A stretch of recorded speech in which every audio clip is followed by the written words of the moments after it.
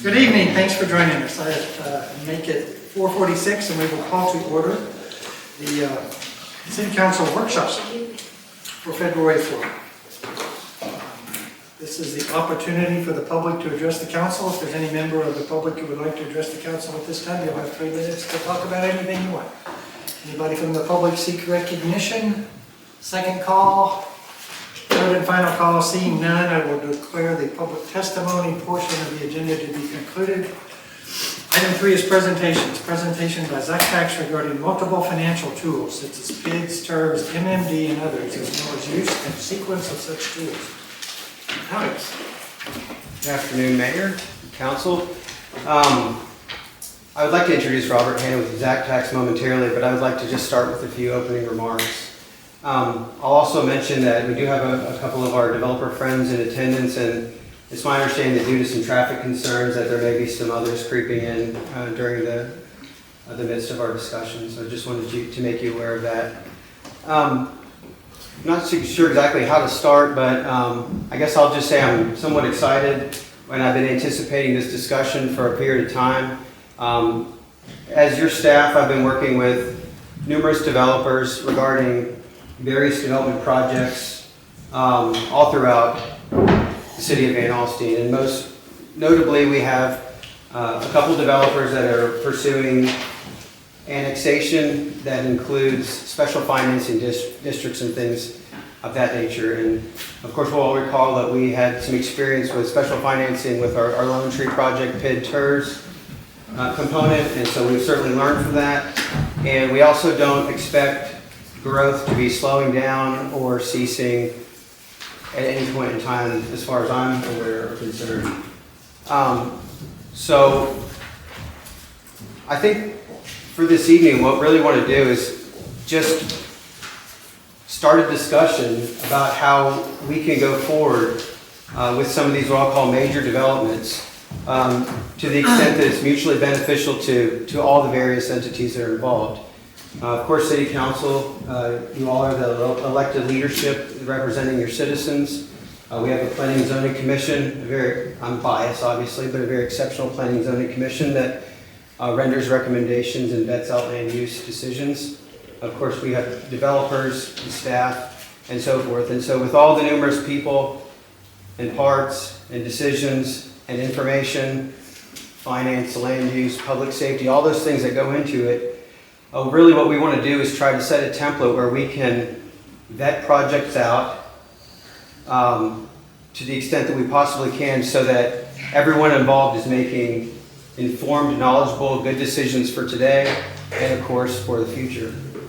And so this evening what we're going to do is start off with a discussion related to special financing districts. So while we may be more familiar with PID, TIRZ types of acronyms, we've also been approached with MMDs, municipal management districts, MDDs, and I'm sure there's probably going to be other acronyms we've not heard of that are shortly there behind it. So of course we're not going to learn everything and know everything tonight, but we want to open that dialogue and receive feedback from the council so we can provide the resources to you so that we can make decisions appropriately. Do I need to start over? You're fine. Thank you for the offer. Please don't. I can just close there if you prefer. Anyway, so I'll turn it over momentarily. We'll talk about special financing districts. Robert Hanna, Zactax is here. They do provide a unique tool to help us evaluate proposals. We call it a pro forma. And what it is basically a cost-benefit analysis, for lack of a term. I'll let Robert elaborate on what that means, but it'll show you a snapshot of the implications of development, especially development including public interest or involvement, and what that looks like over 35, 50-year period. So that's going to be kind of at the heart of the discussion this evening. Following that discussion, I did want to talk a little bit about the process. So Zactax we've identified them as a great and helpful resource, but we also need to fit that into the process where we are able to provide the development community with the expectation of development is. We're working on a comprehensive plan, so that's going to give us a lot of guidance. We're going to need to develop special financing district policies in concurrence with City Council. So when we're approached with development that includes those pieces and parts, we have direction that we can provide along those lines. And then last but not least, like I said, we have 3 developers that we've been working with for an extended period of time, and we need to start setting out some steps ahead of us. Equipped with all this information, equipped with this process, equipped with this information, how can we move some of these development projects forward and make the best decision however that shakes out. So those are my introductory comments. I'd gladly answer any questions or provide any clarity. Again, we're not seeking any action today. We just want to start paving the path ahead for how we can make complex and important decisions in the future. I have just one quick question. Do you have an idea of when our comprehensive plan will be complete? May 12th. So we currently have, we're working on a draft of the plan that goes from 50% to, call it 90%. We'd like to present that to the Planning and Zoning Commission sometime in March. And then we would be looking at a town hall number 3 toward the end of March, best case scenario. If everything goes well, we'd be looking at public hearings at Planning and Zoning Commission in April, public hearings at Council in May. So May 12th would be best case scenario. And I hope it's close to that date. And I would encourage council members, as available, to attend that P&Z meeting when it's presented. It will be our opportunity to see a 90% plan before it goes to the public. So it's an exciting time, and like I said, we want to help make your job easy and ours as well too, and also help the development community as much as we can. So with that, I guess I would turn it over to Robert. Thanks, Alex. Robert, welcome back. Thank you, Mayor and Council. It's good to be back with you today. I'm going to go through this. Some of these slides are verbose, but let me start just by saying that the information here is meant to be descriptive, not definitive. The detail in the statutes in some of these districts is pretty intense, and we'd be here until next Tuesday if we went through every little nuance with this. And so I'm trying to give you a very broad overview with enough detail to understand some of the differences between the districts. One of the leave behinds we have is this document here, should be on the dies with you. We heard you requested kind of a one-page concept for each of these, and so we kind of did a Q&A format that repeats those questions for each of the district types, so you'll get an understanding of how they may differ from one another and some of the tools associated with that. But this presentation is going to focus on what are these special financing districts, what can they pay for, are there pros and cons to each of them, and then we want to give you an example of a community in California called TIRZ, and just show you how we were able to work with the development community and the city and the data to provide them with some options that allowed them to make some policy decisions that resulted in more revenue for the community over the long run. So looking at municipal management districts, what I'm discussing specifically in this particular MMD concept is the MMD that's created by statute. So there's another type of MMD that we'll get into in a second that requires special legislation. And so Chapter 375 can be used as a vehicle for some developers to go and get special legislation that allows them to start their own MMD with city approval. But in brief, municipal management district in this context, the one that's just clearly authorized in Chapter 375 alone, other states might call this a business improvement district. This is where business owners and business community members gather together and they say, we want something extra in this area than what the city provides for other parts of the community. Maybe they want tree-lined boulevards or landscape medians or park benches. They agree to come together and have a special assessment charged on them to pay for those sorts of things. There's a board that does all that council works with. But kind of the best example for this sort of statutorily allowed MMD would be a downtown, again, where the property owners come together and agree to pay more for something. How that is structured and how that's done is in the statutes, very descriptive, but basically 50% plus one. of the business owners or the land area owners. So if you have one business owner that owns more than 50% of the property in that district area, it just takes that one person to say, we're going to do this, and everybody else has to join them. So there are some equity issues to be thought about when you get into the creation of some of those things. Typically, it's a very citizen-involved process because it requires the consent. Again, this is an illustration of what some of these things can do. These are not definitive. They are meant to be descriptive. And so you have what we're calling the Riverview District MMD. They have a higher level of service than what the city might be able to provide in other economic districts or business districts. And they have an assessment that they pay, and they don't pay, and it's administered by the community to help pay for some of these higher level of amenities. They can pay for a number of different things. Landscaping, lighting and banners, streets and sidewalks. I don't think you have a need for a seawall or a marina in Van Alstyne, but you never know. Drainage and navigation improvements, pedestrian malls, there's a whole variety of things they can do. Works of art, so public art could be something that they want to come and just create kind of a sense of place that's different from other areas. Cost of demolition is in that. So if you have a business district or business area that has a dilapidated structure within it, and you want to find a way that they want to help pay for that cost of demolition, this is a tool that they can do that and it'll be assessed for across the board. There's another sort of MMD that we need to be aware of, and that is some developers do go to the Texas legislature and create a special district that's written expressly for their development needs. They're based on the 375 MMD structure, but they're a different animal. They have different powers and abilities. Developers typically do that because the assessment process is more streamlined than what a public improvement district might offer them, and it gives them some more authority than what they might have with the PID.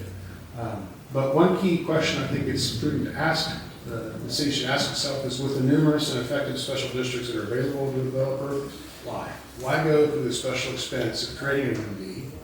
So the developer probably and likely has good reasons for that question. They just need to be asked, and that's something that I think should be known before the city decides to partner in that perspective.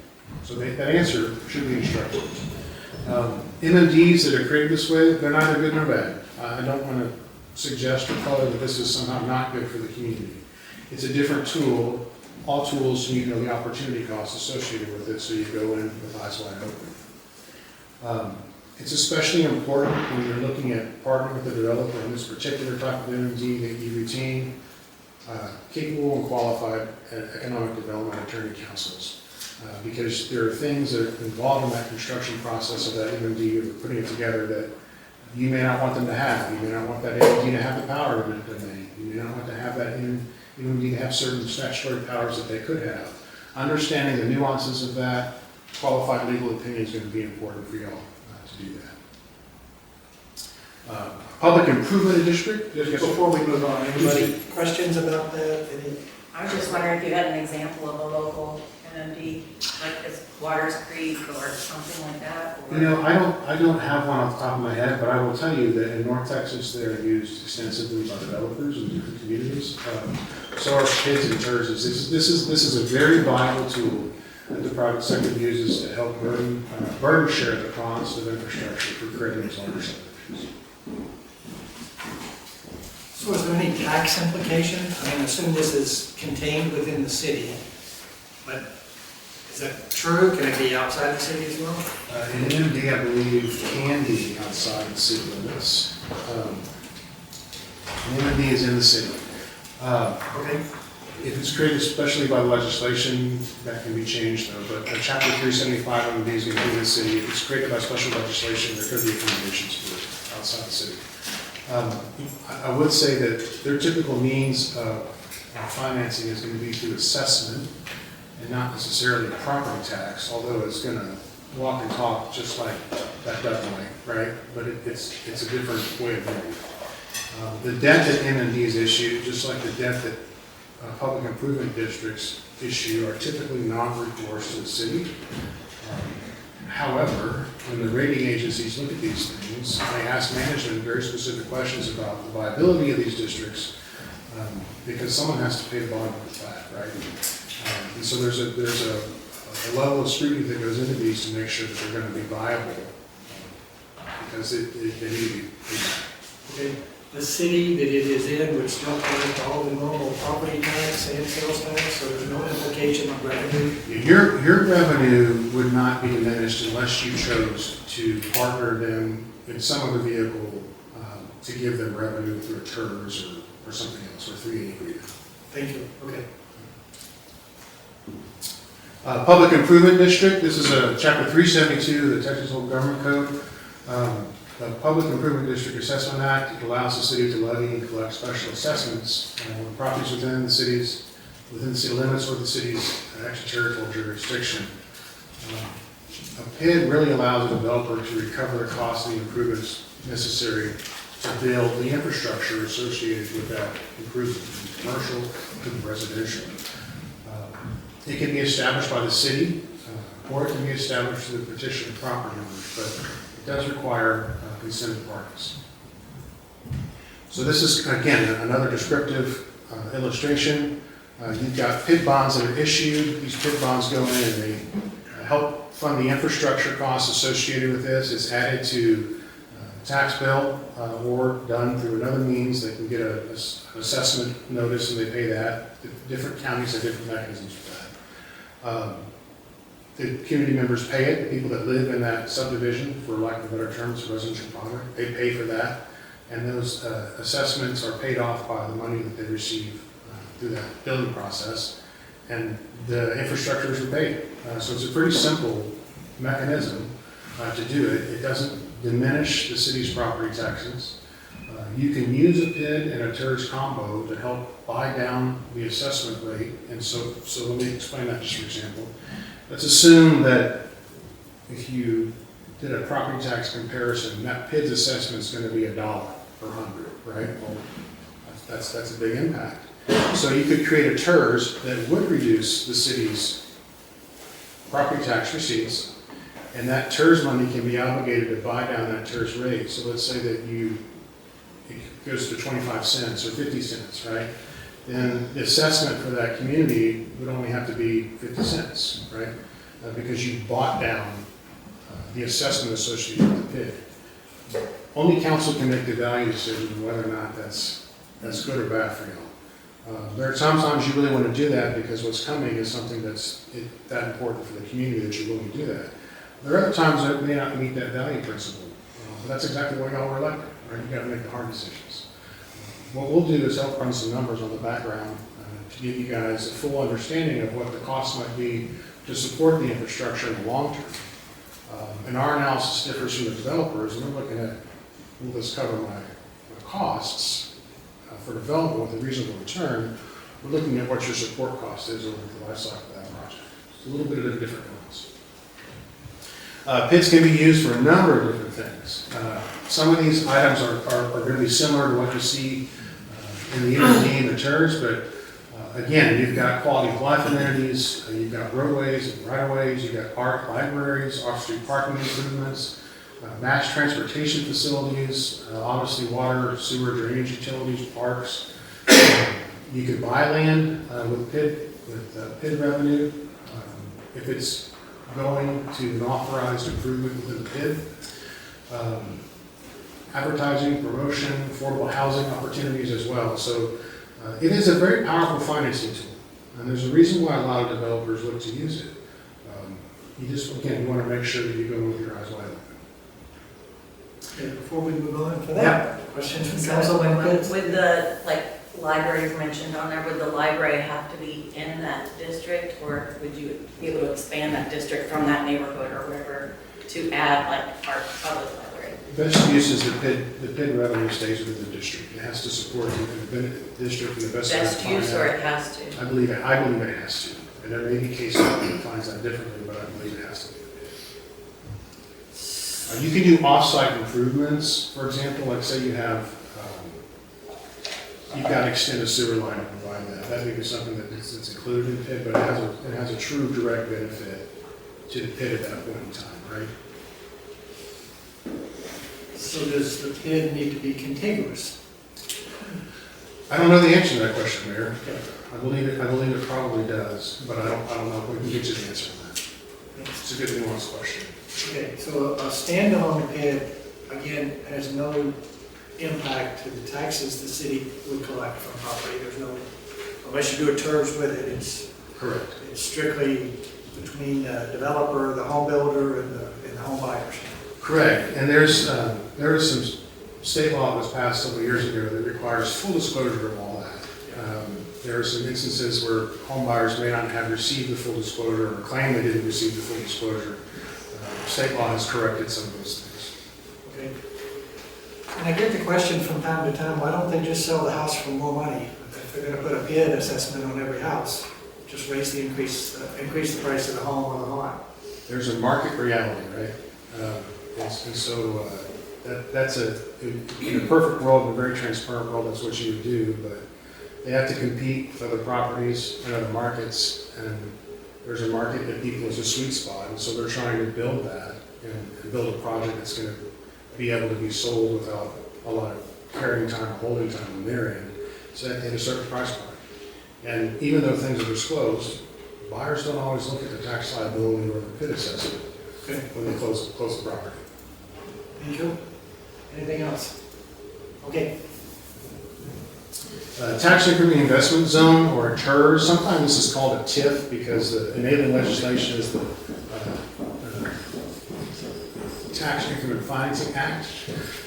In brief, I will say TIRZs have a very long history of being utilized for economic development in Texas. You end up creating a zone or a district that sets a base value, and I've got a chart that shows this, and then that base value grows over time. And you capture that growth and put it in a special bucket. And the money in that bucket can only be used on projects within the zone, benefit the zone, and only that are agreed to ahead of time. So you can go back and amend the plan, but it's got to be on the plan. You just can't spend it for something that comes up. So there's a long history of this being used in Texas. There's a lot of great case law, a lot of great attorney general opinions on how this money can and can't be spent. Cities may issue TIRZ revenue bonds to pay for project improvements, and those bonds are repaid by the TIRZ revenues. So again, you've got a commercial development, the property values kind of are frozen at that base year. As investment is made and the values increase over time, that increment is applied, and that money that is generated off of those new developments end up to go pay for the infrastructure associated with that. This chart probably is a little more descriptive. So that light green is the bottom line, at the bottom axis is time. The top is appraised value that goes up over time. The light green is a taxable valuable available for the general fund. You could give 100% of your increment away. We would never recommend it, but you could. And so most cities carve out a certain percentage of their increment to be applied for the TIRZ. In this case, whatever that might be. That dark green is the money that grows over time that's available for use for the TIRZ. Once the TIRZ is done, all that money goes to the city, right? And so whatever hasn't been spent on the TIRZ, whatever may be left that hasn't gone to repay bonds, if there's any in that stuff, it goes back to the entities that created the TIRZ. You can start a TIRZ, and if it doesn't have any capital costs or project costs or debt issuance, you can shut it down, right? It doesn't have to live the full extension. Once you spend $1 on debt, you've got to pay off all the debt before you can shut the TIRZ down. Okay? Your financial advisors will walk you through, if you issue TIRZ bonds, they'll help you test the quality of the TIRZ revenues and the quality of the development to make sure that you're not going to put your general full faith and credit at risk by the issuance of TIRZ bonds. But you want to structure them so that you're not going to have to raise your property taxes to cover the TIRZ bonds, correct? One of the things we recommend that cities think hard about when they create tax increment reinvestment zones, don't obligate your interest and sinking fund rate, your debt portion of your property tax. Obligate your M&O. But if you obligate your INS rate, it can create some unintended consequences for people in the TIRZ itself. Are they paying the full freight of the debt issuances the cities have made to benefit the entire community? Or are the people outside the TIRZ zone maybe covering more than their fair share? We can show you models on that and why that works or doesn't work, but cities do it all the time. They just give a percentage of the total tax rate. One of the nuances we like to talk about is maybe thinking about not including your IS in that. And that's something that we can get into later if you like. Questions on TIRZ? We've done a couple of those, so I think at least we think we know something. Sure, yeah, they're very common and they're useful too.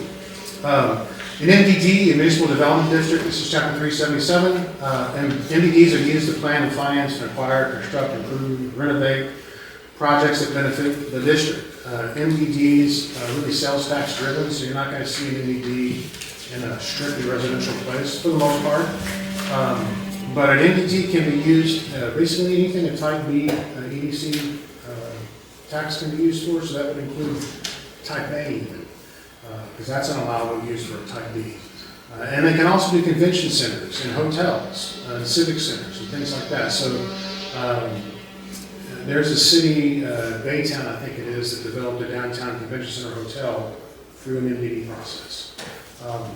They're created within the city limits. They can also be created within the city's ETJ. They can be created wholly in the ETJ, or they can be created in half in the city, half out. You know, they have very flexible boundaries. And because you can levy another sales tax on top of that, if you have a commercial development that's outside your city limits, you can create this MDD to capture the sales tax if parties are agreeable. Okay? This illustration kind of shows that. It can be completely in the city, completely in the ETJ, and you can kind of have this thing where it goes across the city limit boundaries to pick up areas. So it can be a very powerful tool. And cities don't always leverage this particular opportunity, but those that do have very specific purposes to do so. And so you may never actually use this tool in the toolbox because it doesn't meet your needs. But your economic development folks can help you identify areas where it's going on. Any questions on MDD? And again, it doesn't take any existing revenue away. Unless you created it in your city limits where you're already at a 2% sales tax, you would have to replace some other sales tax with the MDD tax, because you can't be above 2%. So depending how it's created, it could cannibalize an existing revenue. You mentioned on the previous slide, the one before this one, bottom there. Don't see it on the slide. You said if the parties agree. Yes. To be in the MDD. Yes. Is that, can that be one tract at a time? Well, it's going to be through an election, because you're levying a tax, so there's going to be an election that creates the municipal development district. Okay. So everybody who's going to be in that district is going to have the right to say yea or nay. Okay. I'm thinking it would be a commercial tract of land. When you say in the district, if they operate a business, they get a vote?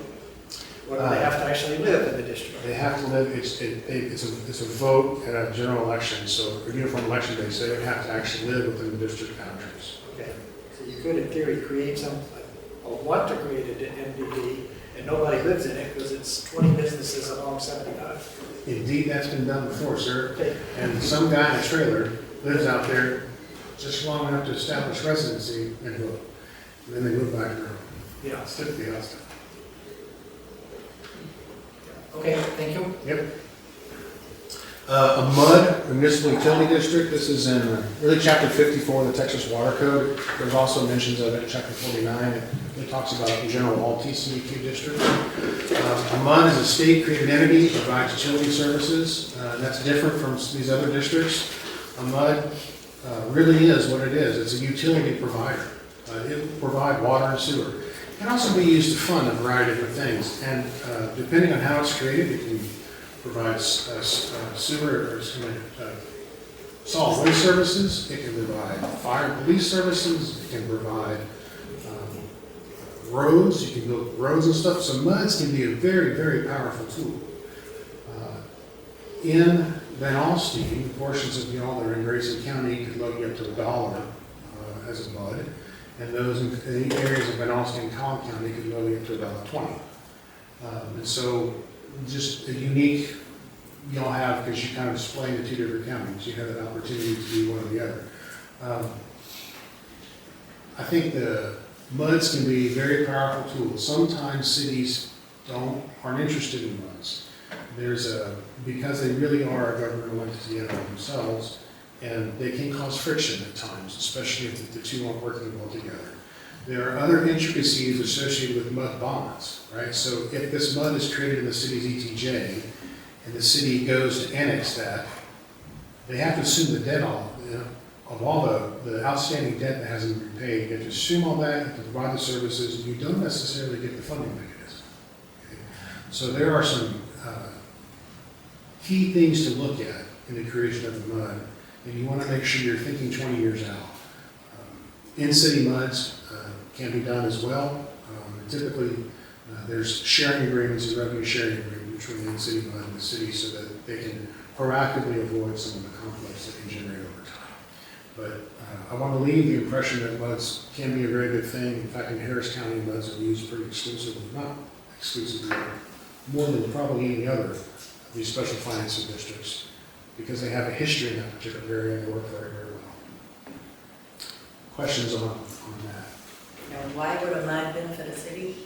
A mud benefits the city because you're going to end up having property tax associated with the development because they're in your city limits, so they're going to pay your ad valorem No, property if it's tax. an out-of-city mud. Oh, if it's an outside the city mud, well, those citizens are going to come shop in your community, right? So it's that way. If you have an MDD associated with it, you might be able to pick up some sales tax off of that. Even if there's no retail component, the remote sales tax, or all the houses that are shopping at Amazon and whatever, Walmart, or whatever it might be that are doing things online, you'll pick up that sales tax. Don't you get that anyway, if they're in our zip code? You only get it if you're in your city limits. If they're outside your city limits, you shouldn't. That's what we were told. So the comptroller sometimes lumps things in from administrative feasibility, but your tax levies stop at your city limit border. So If we get it, it's an accident. correct. Yeah. It's a happy consequence. Yes. Yeah. So some of the pros and cons of these particular districts and zone or TIRZ, again, it's a defined area. You do end up reducing your current tax revenue on a future going forward basis. You keep the amount of tax revenue you have today, right? But as redevelopment takes place and new things come in, you don't capture those new values until the TIRZ goes away and then you get it all. It's very well established. Credit markets know what it is, so they know the risk profiles associated with it. It does fund infrastructure. I think a con is that it cannibalize new tax revenue for the city. The revenue requires ramp up, right? So you start with a base value of 0. And if it's kind of an organic growth over time, it's going to take some years for valuation to occur. If you've got a developer that's putting in a $400 million improvement, for a 2-year period, that ramp up's going to be pretty short, right? So it really depends on what's going in the TIRZ and how it's being used. PIDs, they assess property owners to fund public improvements. It does create new revenue to fund infrastructure. The assessments can be structured and predictable. So there's certainty on the developer side and the financing credit market side. There's also certainty on the homeowner side. They know that their bill's going to be the same every year. They don't have to be structured that way, but it's one of the things we recommend that when they do get structured, that there's certainty in those assessments. If poorly modeled, a con, the property values do not support the debt burden, and the credit markets may view PID bonds as a greater risk. Not always. It depends on where you're at, what you're doing, what the development's being used for. Municipal management districts focus on maintenance, branding, security, and operations in commercial areas. Enhances appearances of those neighborhoods. They can't provide the same services, right? They really have to provide extra service of what the city is currently providing in the rest of the community. So you can't use an MMD just to pay for officers that would do a patrol in downtown, right? But you could potentially use an MMD to have a horse patrol, right, in the downtown area, if that's something that you wanted to do for quality of life and kind of an optics standpoint. If a majority wants it, then everybody has to do it, even if the minority doesn't. Just like voting, right? This is how democracy works. It does add additional costs to businesses in the district, so they pay their taxes, plus they pay this assessment. There are other tools they can use too. There's impact fees, some other things they can do, but just from this standpoint, we're talking about the assessment. And then a MUD, it's a special district, finances and operates public utility services, roads, public safety, parks. It enables development where cities cannot extend utilities, or don't want to extend utilities. It is well established, they're familiar with credit markets, they can finance major infrastructure up front, because you don't have to wait for values to occur. You start the assessment immediately. It adds ongoing tax and utility costs for residents. There is some governance complexity that needs to be talked about at the very least before these are created. Again, the MDD, it is a district that can levy sales tax funds for economic development, infrastructure, and amenities. It doesn't rely on property taxes. It has a strong funding source for retail-heavy areas. It can fund type B improvements and some other convention center and hotel improvements. It can levy sales tax in ETJ. It's the only vehicle you're going to be able to do that. It requires sufficient sales activity to be effective, so if you had a subdivision, you wouldn't want to, like a residential subdivision, you wouldn't continue with that. It's less effective primarily in those residential areas because they just don't generate the retail sales to make it work. So, any questions on those districts before we kind of get into examples? Okay, so some questions that we think are important to ask before we even create a district are, what are the needs here, right? Why are we doing this? Does the developer need it to meet their investment returns? In other words, is the development going to be, is the development viable on its own, right? Or do they need this to make it a going concern? If they need this to make it a going concern, you got to ask yourself, do you want to be in the business of doing that, right? If they're looking as a way to finance at a more favorable reg structure and debt model, the infrastructure costs, that's what these things are. Does the city need to provide it for desired infrastructure or other public improvements? It could very well be that the city doesn't want to bear through a CO cost or a revenue bond of their own a line extension for a development that they want to have in the city limits. So these special financing districts can do that, and it allows the district, like for the PID, for example, it allows the subdivision to cover its full cost without burdening anybody else in the community with those costs. And again, that gets to be a question, it's a policy question of whether you're going to do that. Which district or zone best accomplishes the stated needs? Developers come in and say, I really need to have ABC 1, 2, 3, oh, this district and this one only. It's okay to talk to them about, we're not comfortable with the MUD, or we are comfortable with the MUD, we're okay with PIDs. Or we really think that a legislatively created NMD could solve this problem here. And so you work with the developer to find the solution that best meets their needs and the city's needs as well. Finally, and I think this is the most important question that not everybody asks, is what's the opportunity cost of creating this district, right? What are you giving up, or what are you gaining that you may necessarily not know right away? Are you foregoing revenue generated by the development so the developer can do this, but it's a long play, right? So in future years, you're helping your successors because they have a viable revenue stream to pay for government services. Another way of putting it is, do we have enough to incentivize a deal and cover our operating costs, right?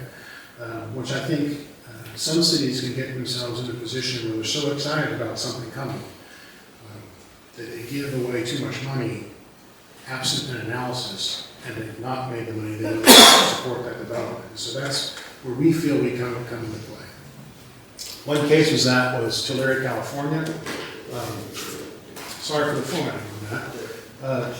Excuse me, I apologize for interrupting.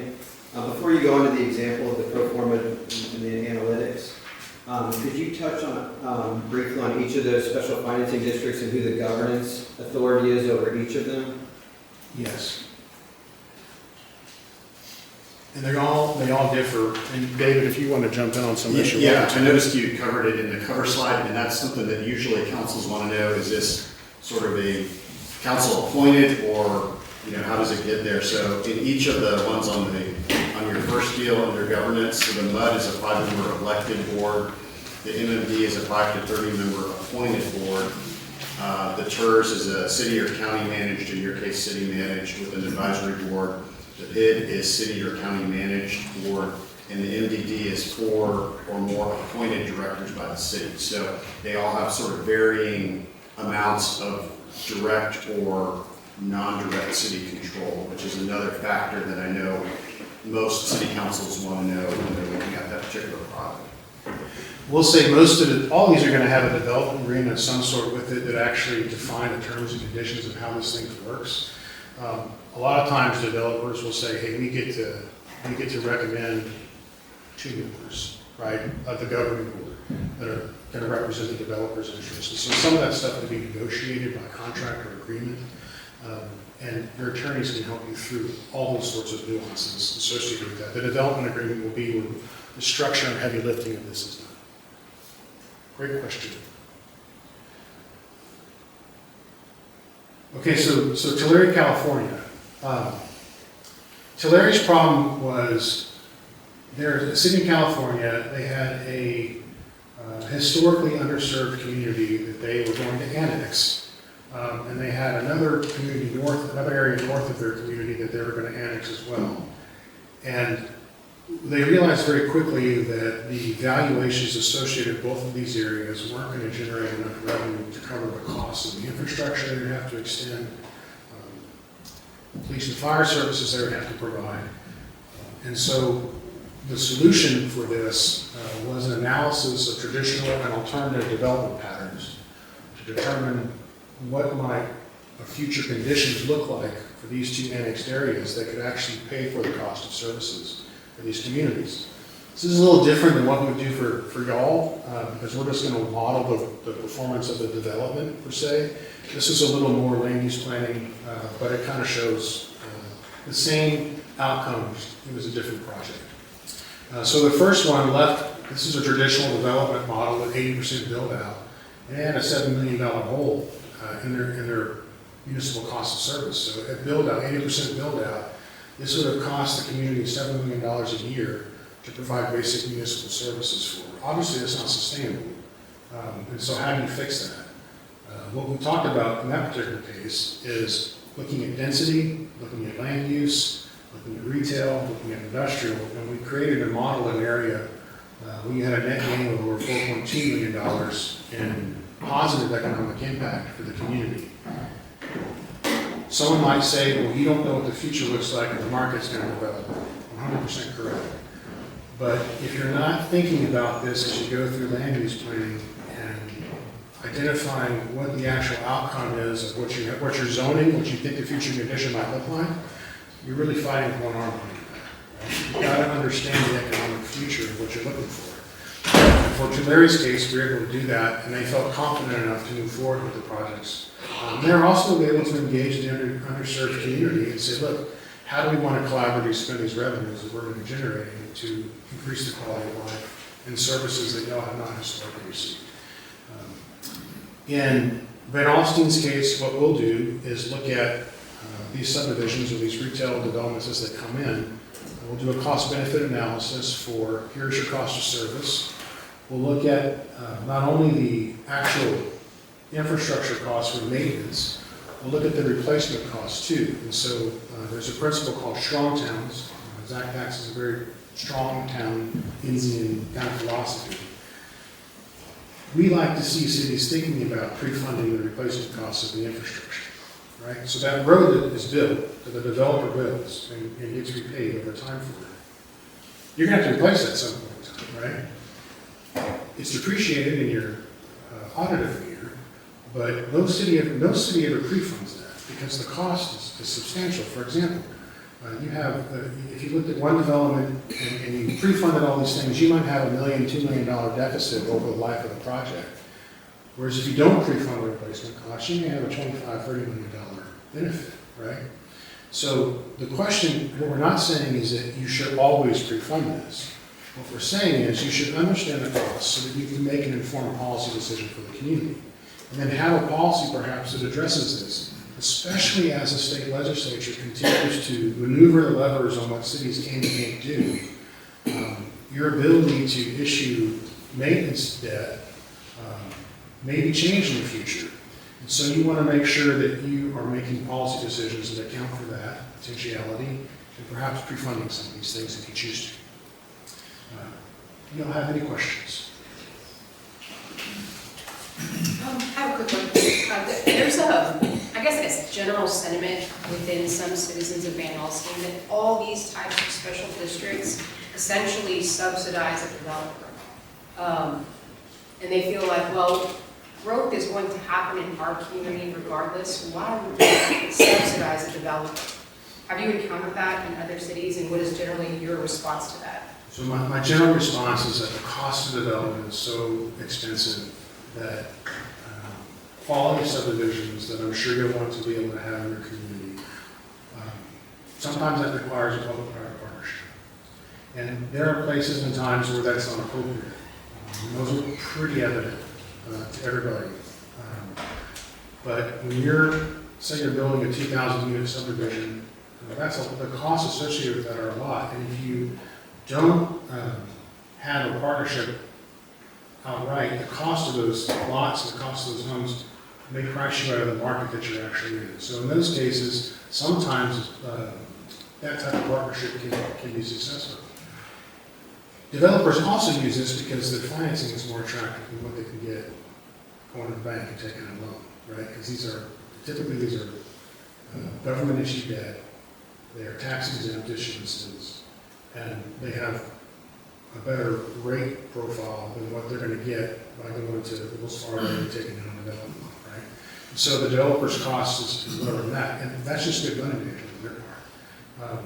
And so that's why the state of legislature has created these districts, is because it really does take both the private sector and the public sector working together to have the quality of development that communities want to see nowadays. How you express that to the citizens that feel that way, that's the hard part of the job. Thank you. Thank you. Right? I'm good. Income is some of that, so. Good. Yeah, on that topic, I guess, our unwritten policy, and one day we need to document it, one day soon, is we need to get something special from this development. It may be annexation, it may be outside the city looking to come in. But they need that incentive, financial help, or maybe some, not only parkland, but park development. Does that kind of thing make sense? Is that enough of an incentive for the city, citizens to feel good about providing some financing? Let's take a park. That's a great example. So that park really doesn't do anything on the bottom line for the developer, right? However, it's a great amenity. They're just not going to get a dollar out of it. And so partnering with the development community and that type of purpose is a wonderful public-private partnership.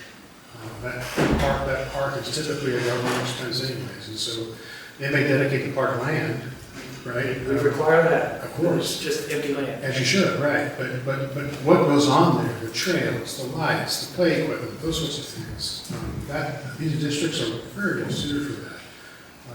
Nothing about these districts require you to just give the developer a blank check. You shouldn't at all. You should be looking at infrastructure, the cost to serve this development, and that needs to be unknown. The developer's delta needs to be known. What are they asking for and why? That dialogue and that discussion really should be had by your professional staff and developer, and they'll get to the bottom of these things so that you'll be able to have these questions answered when it comes time to know if you want to create this or not. Thank you. Yes, sir.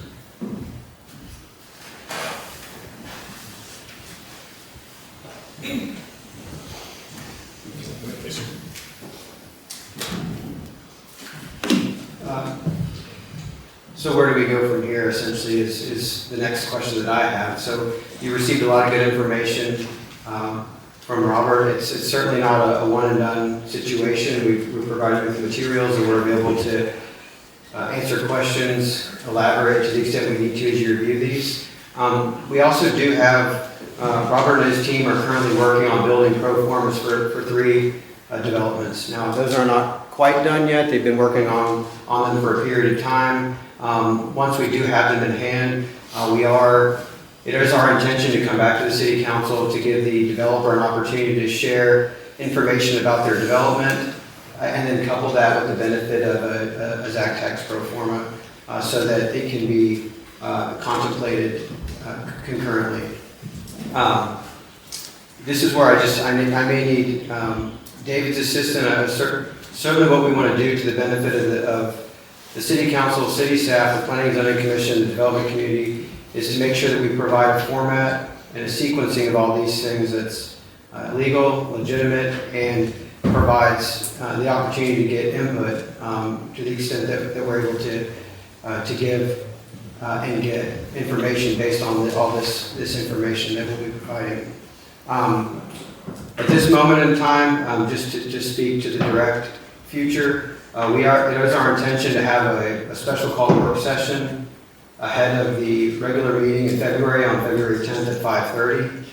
That is provided that there is a quorum of council available, and we do have the benefit of Zactax evaluation in front of us. Now, again, this is something that we've kind of decided on at the last minute. We're not bound to do it in this way, but we are trying to assist the development community with getting some input. What I would suggest along those lines is we're not trying to make rush decisions or prompt knee-jerk reactions in action. What we'd like to do is just begin to create a template for where we can get you this information, share information back and forth, provide feedback to the development community at a high level so that when the time comes to instigate annexation and zoning to go before the Planning and Zoning Commission for feedback, that's done with some general sentiment in mind based on the analytics, if that makes any sense. So in the near term, trying to push a few actual developments forward. Bigger picture, we do need to begin to draft a policy, a citywide policy related to special financing districts. Because as Robert said and elaborated upon, there's a lot of districts and there's various types of the same district, and we will work with the development community to, once we have a policy, to steer them in certain directions based on the will of council. So for example, if PID, TIRZ, or PID only, or MMD is preferable to a MUD, for example, then we can certainly lead with that type of information. So we can vet it out, that type of information at a broad level, but we do want to be able to get them to the point where the council is benefiting from an understanding of what the long-term implications of that are. So again, thinking about drafting a policy, I mean, there are a couple of policies out there that we've looked at from other sister cities, surrounding cities. Some, every city's different, processes are different, the political nature and will of the councils in different cities are different. But I think what we'll probably try to do is get some draft policies. It may obligate some discussion in work session, but we need to put it before the city council to make sure we're at least going in the right direction. Because the policy that's going to be set really does need to be set by the council as opposed to staff, but we'll certainly try to put something ahead of you that represents the will of the council, and that staff and our contractors can use to help guide the direction that you'd like to see development going in Austin. So, I have a quick question. Please. Again. On the previous, like the Lone Tree, PID, TIRZ, did we include that maintenance for like the park, the road? I don't know. I know that it was financially modeled by your financial advisor. The degree, I'm not sure. But it was financially modeled by the city's financial consultant. On policy, like this might be for you, Robert, or for you, David, just with the people, cities you work with, and then obviously cities that you work with that have the special district policies that are in place. Because I look at it more like these are unique and kind of meet certain situations or circumstances for a particular city. Like, not all cities run in the same race or even down the same road. So are the policies pretty broad because you'd want to be, I don't know, what's the word, you'd want to be specific about, or you'd want to make sure that the correct development that comes into your town is looking for something like this that might really fit the town, that you don't kind of box yourself out of that by making a policy that is too strict on, like, I'm just asking, I don't know anything around those lines, so. I think the most common thing we see is probably a PID-TIRZ policy that sort of defines what is an enhancement that the city wants to see. It doesn't necessarily, a well-written policy, I don't think boxes the city in and says, you have to be, you know, this, and this. It's sometimes more like a menu of, these are the factors that we're looking at. So that basically, at the initial meeting, staff can hand the developer, hey, here's what we're looking at. You might not hit all 5, you know, is 3 enough, is 4 enough? You know, that's what is gonna kind of happen through the dialogue, first with staff and then as it's presented to you.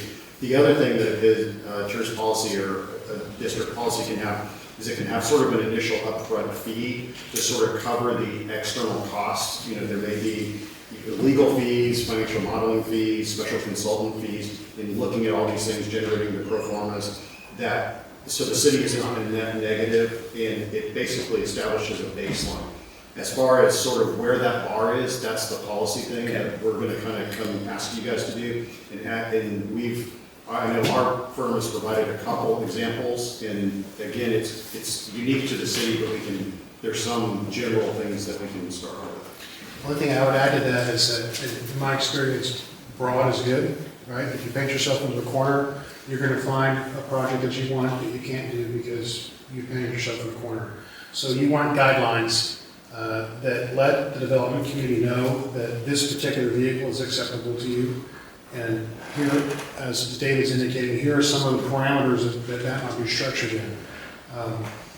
So it's not a, you can do this, you can't do this, it's more of, this is kind of what we're looking at, and if you come in willing to kind of meet this specific, you know. Correct. Here's what we're looking for. This is what we use this for. We're not gonna pay for your entryway markers, your entry signage, but we might help you cover the cost of extending a water line to serve that area, right? Gotcha. I know David has policy examples, we have policy examples, and I'm sure your staff also has policies. So we've been told before about different things, policies, whatever. If they meet this, then you have no choice, like we have to accept it. Is that what this is going to do? No. I know you said it doesn't box us in, but we do get boxed in. I think it's important to have language that says every developer is unique, and nothing in this policy indicates that you're entitled to receive public dollars for the project. We have a choice, everyone that comes. And your attorney will help you draft that language. So, and yeah, that's absolutely right. I mean, by adopting the policy, whether by resolution or ordinance, you guys can subsequently act by resolution or ordinance to alter those. I mean, there might be some cases where, like if there's already been a development agreement executed, that may have a binding, you know, situation on the city, but the adoption of a policy by itself will not obligate you to, you know, accept or deny another project that comes before you. They're just general guidelines to provide to development community as things, starting off points for the staff discussion. So is there a way that, like the previous one we've talked about was in the development agreement, we approved it thinking we still had a choice to know more about the details or make changes or whatever, and we didn't. What could prevent that from happening again? I don't want to, because the way this is posted, I don't want to talk about something that isn't posted, but in that general sort of category. Yeah, in the general sort of category, by adopting a PID-TIRZ policy, by the time you get to a development agreement, it would be vetted against that PID-TIRZ policy. If it was, and not every PID will have a TIRZ, but assuming you had a PID-TIRZ policy coming, or a PID-TIRZ project coming for you, by the time that you executed a development agreement, you should have an understanding of what the PID looks like, what the TIRZ looks like, the financial modeling behind it. And so by the time you enter into a development agreement that may obligate the city to do a PID TIRZ, you guys have all those different factors before you and understood and presented and a chance to ask about those. And if you had a PID TIRZ policy, staff, when they present it, could say, this is where it meets your 5 big things over here. These are additional things. Here's some one-off twists that the developer would like. Here's what the city's getting in return, so that you would have a global understanding of what the entire process is. And the entire deal, Not to harp on that, but last time, we had the development agreement 3 months before the TIRZ meeting when we had to vote on it. And so we were boxed in. yeah, again, I don't want to talk about a specific example, but I think staff's goal would be that if a PID-TIRZ policy came before you, that the council would understand the PID portion, the TIRZ portion, have all of those different factors, have staff be able to refer to a PID-TIRZ policy that you previously adopted, tell you where it matches up, where it might be not matching, and where if the developer is getting an additional above and beyond what is generally contemplated in the PID-TIRZ, what the city's getting. So basically, sort of a transparency and understanding of council for both factors at one time. So if a development agreement is executed, that would bind the city to later do the TIRZ portion, that there's understanding from in the transparency. Thank you. So a couple of things that Alex and I had talked about, and I phrased it as I think we are in need of a PID 101 session, so we can, maybe mostly me, can get up to speed, but Oh, me too. hopefully this is useful for everyone. So we have our take-home papers here. It'd be great if we get electronic versions too. We can reference these for any future discussion. If somebody starts talking about an MDD and 2 months from now, I don't know what that is. I've got my paperwork here and I can refresh myself on what these are, and how it's different than a MUD or an MMD versus an MDD. So that's part of the benefit of this meeting tonight. But the other part was, and we kind of touched on it, I think, is the process. Until we get the policy in place, and maybe even after we get the policy in place, we've had situations where developers have come to us anxious to get started. Alex has invested time. It doesn't take long for the attorneys on both sides to get involved. And pretty soon we're spending a bunch of money, and there's no guarantee that the council or the P&Z is going to book favorably on this development in a specific case. So what Alex and I have talked about a little bit is how do we, I won't say solve it, how do we mitigate that to some extent? We'd like to get some feel, without ever short-circuiting P&Z at all, that this would be a favorable development for the council, that we would consider it before we ever get into details. And that may be geography, any number of things, just the size of the development, if it's residential, lot sizes, all those things come into play.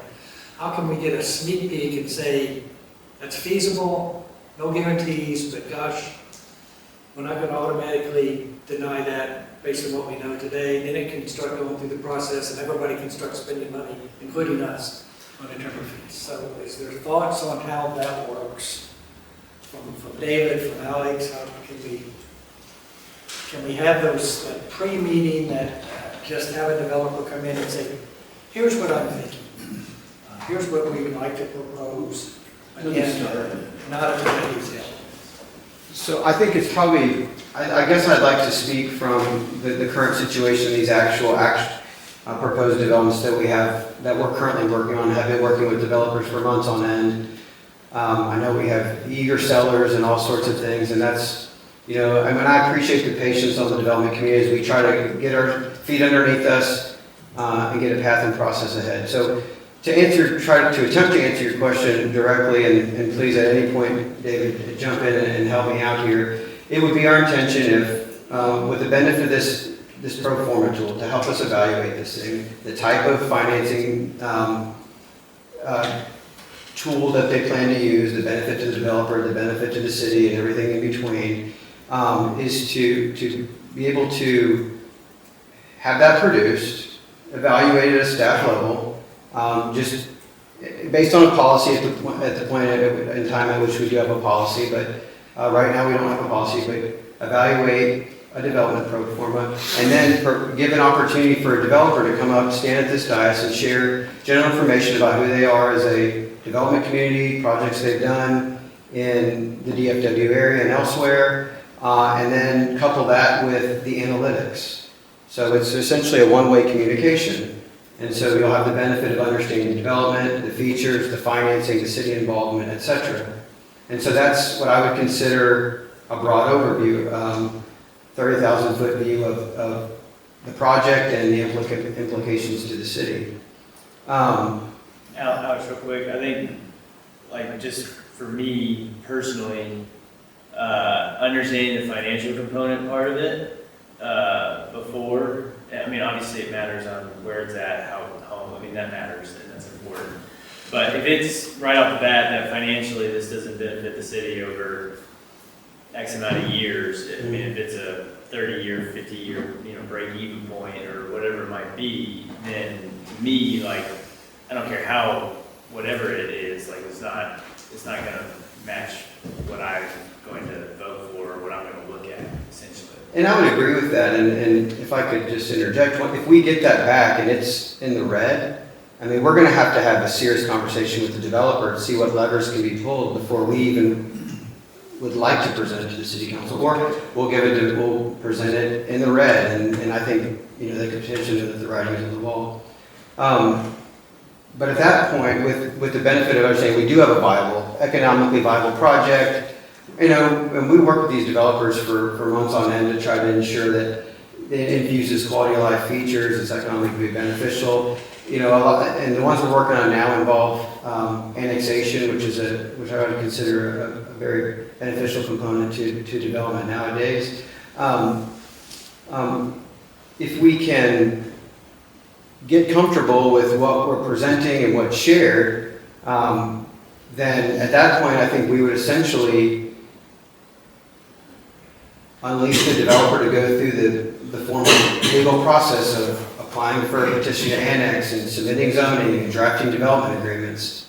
But it's certainly our intent to be able to provide that information closer to the front end rather than going through all the expenses only to show up. It's not economically viable, and then the developer hits a buzzsaw and everybody's wasted time.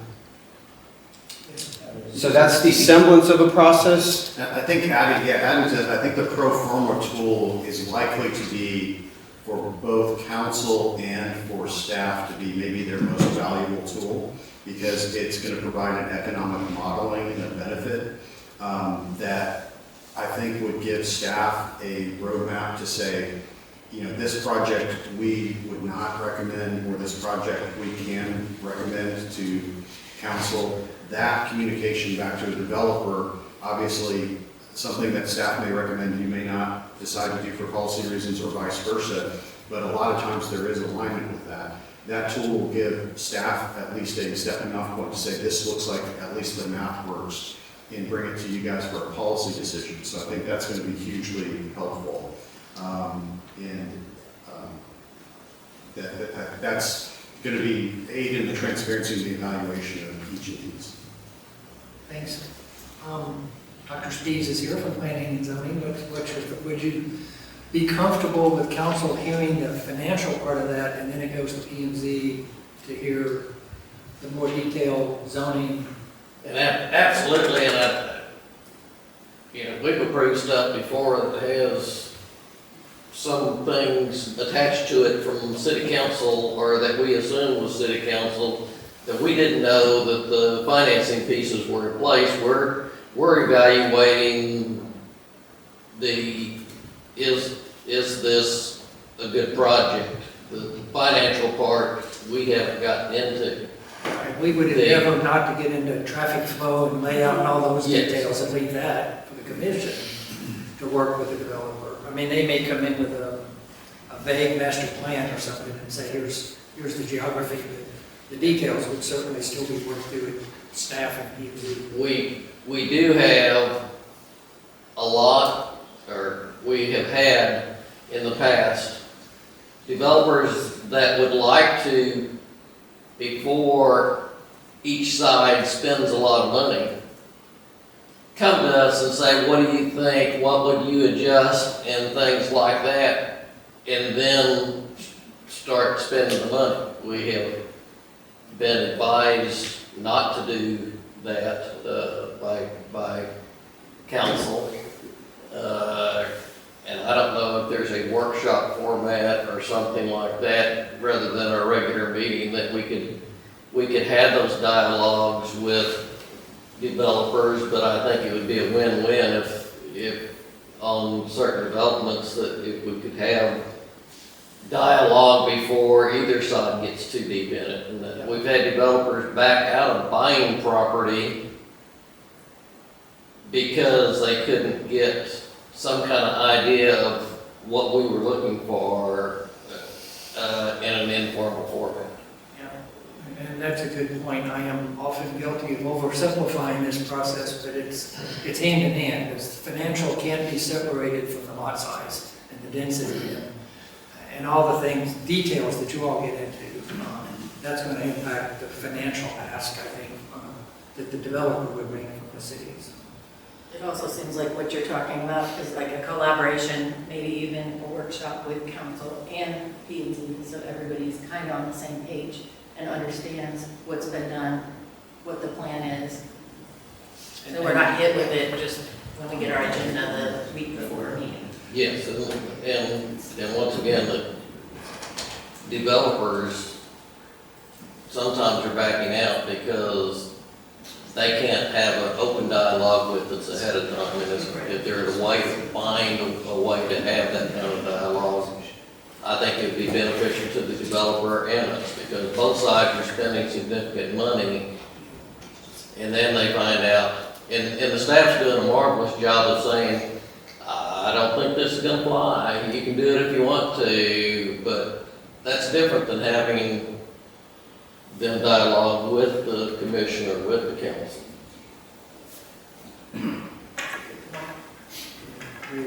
Yeah, and with the goal being to try to move these developments through the process more quickly, Yes. more efficiently. Okay, other comments from staff? Yes, sir? I mean, I just was going to add a couple minor details. And one of the things under the next steps category is, obviously, from time to time, your regular meeting agenda is full of all sorts of other items for consideration. We had contemplated seeing if council would have appetite from time to time to have a special called meeting just specifically to discuss development proposals, just like we're doing this evening, except with a specific development. So just an idea that we tossed around as well. And then the other component, maybe to familiarize you with it a little bit ahead of time, is let's just say there's some information share about a development, pro forma, et cetera, and there's, no fatal flaws that are identified.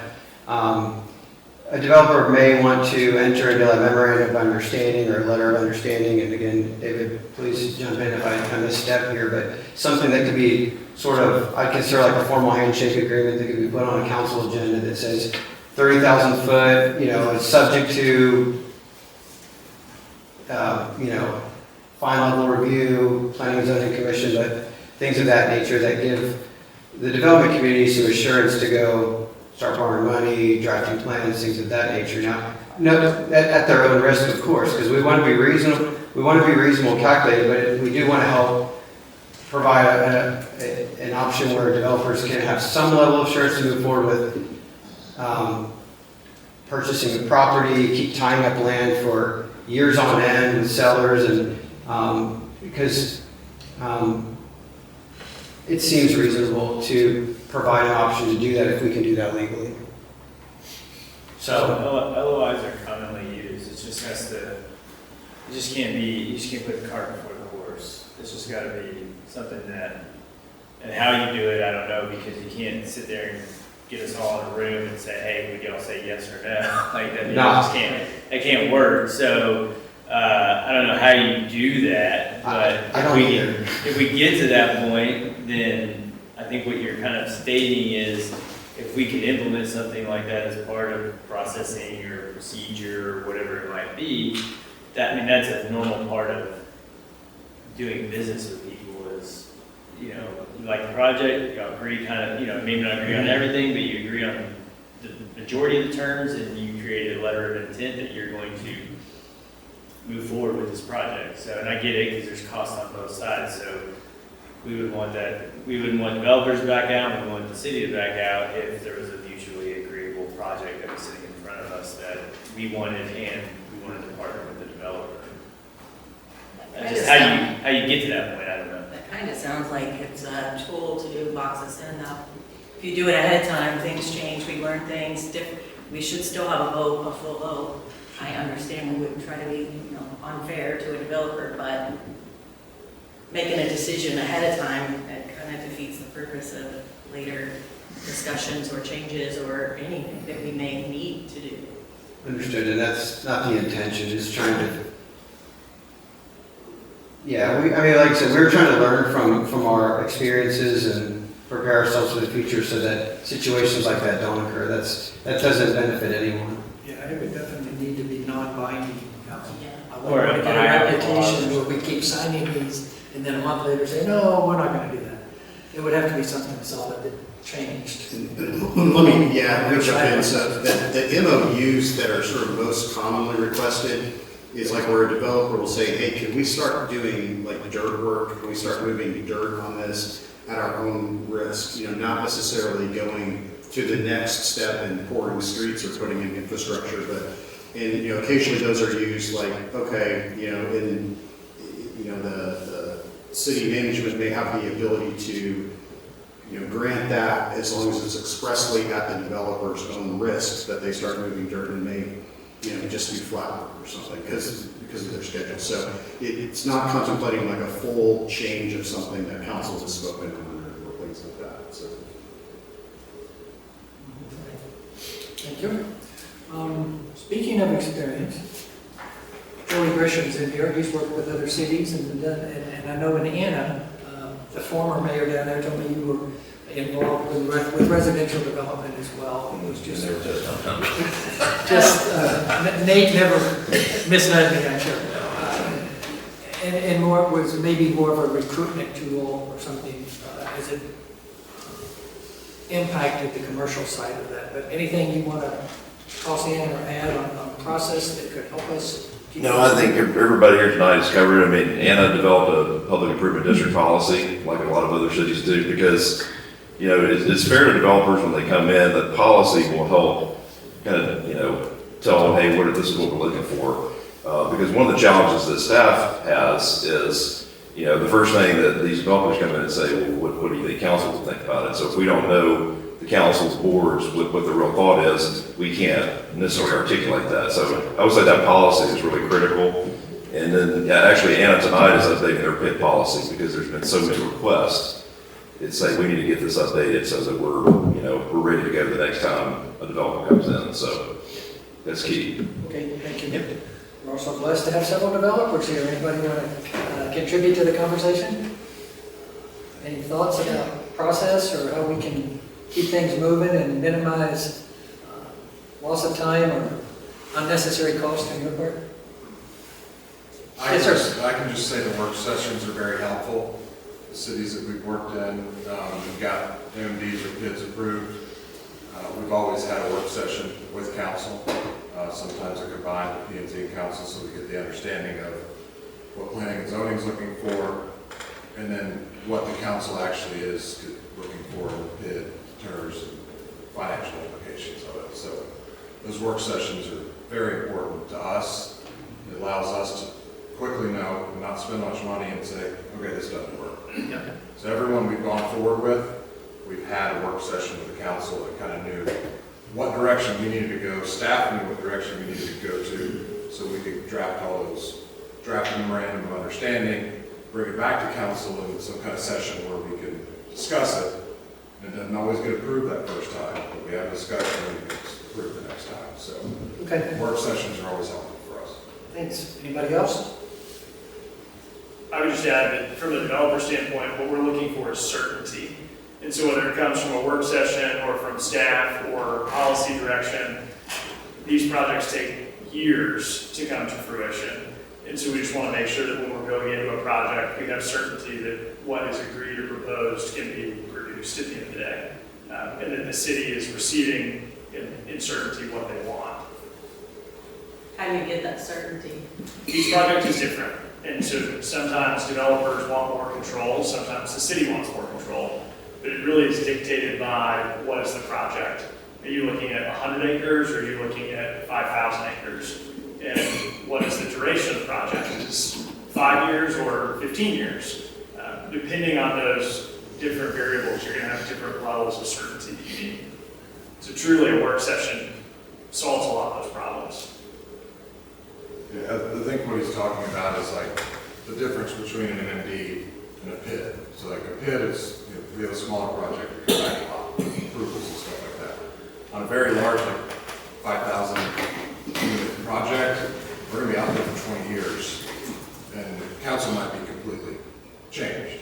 And if we're coming back in 12 years asking for something else to be approved, and they're like, no, we don't want that anymore. Well, we're millions of dollars into a project, 12 years into a project, and it could be dead.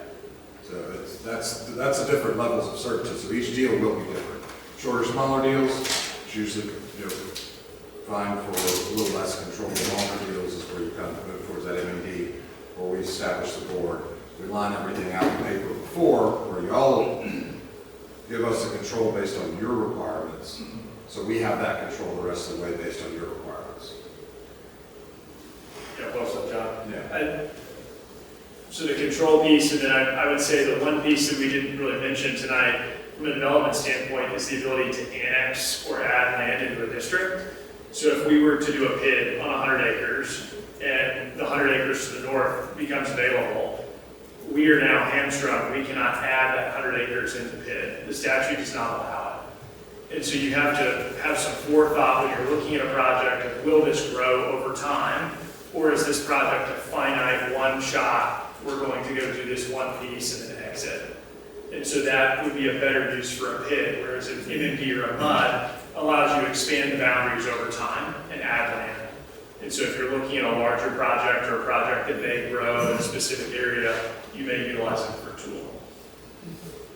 And so each project is truly unique. So you have to look at those variables and say, this project is on the north end of town, it has no ETJ next to it, there's no reason that this is going to expand. So we know the vehicle here. This project is over here in the middle of our ETJ and has an immense amount of land around it. What's the control vehicle that we should utilize?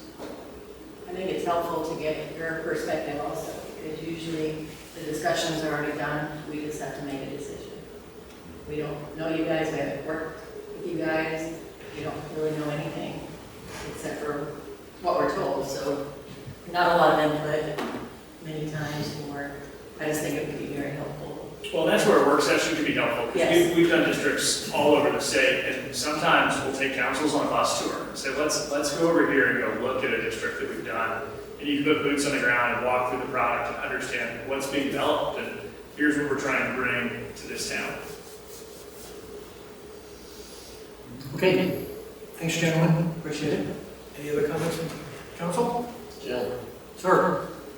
the question earlier about the master plan and when it will be done. May 12th? Understand that is basically the start line, not the finish line. Oh, I know. Because the ordinances and things that have to be, and P&Z is, we're ready to get to that point, and we will work as quickly, we will double up meetings, do whatever. We really need to get to that point, because that's where the work really begins. Absolutely. Okay. I think getting a draft policy in place too is absolutely important. Having work sessions, developers, us together, special call meetings. I mean, I think for the most part, everyone on this side's on board. We try to get it done. I think that's what we've done last time. Okay, thanks, appreciate all of the input. Thanks, Alex, for coordinating the meeting. It's fine, I will declare the presentation portion to be closed. We'll move to item 4, mayor and council closing comments. I'll start with Mr. Neal. Thank y'all. Thank you for coming. I know y'all took time out of your busy day to be here. Thank you, Robert, for doing such a great job on the presentation. That was fantastic. Alex, all of our staff, David, P&Z, thank you. That's it. Justin? I'm a teacher, I've been teaching all day, so thank y'all for teaching me a little bit. Again, I think Brian said it all. Yep. Yeah, agreed. It's a very, very much needed meeting. Been needing to have something like this for a very long time. We appreciate developers, P&Z, and everybody for coming. Especially staff. Thanks, Alex. I feel so bad. I feel like I bother you, or I'm sure you get bothered all the time, but I appreciate your hard work. And don't answer emails at 9:15 p.m. Yeah, thanks very much. I think we're short on citizens right now. Most of them have headed out, but we do have our council meeting next Tuesday night, 6 days from tonight, May 10th. The agenda's been released, so take a look at that. Alex has had a long day. We had an MPO meeting, Municipal Planning Organization, this morning at 8:30 in Sherman. We were blessed to have our state senator and our state rep there, and they heard all about our FM 121 US 75 intersection. So I'm not sure we got a whole lot of commitment there, but we got a lot of understanding. We got some commitment, I'll put it that way, especially from Shelley Luther. So they're aware of the problem for sure. They've been aware. We emphasized that some more. So that was a great meeting and good to have both of them in Grayson County. Having said that, I think we're out of agenda items, so I will declare the meeting to be adjourned at 6:11 p.m. Thank you all very much for coming.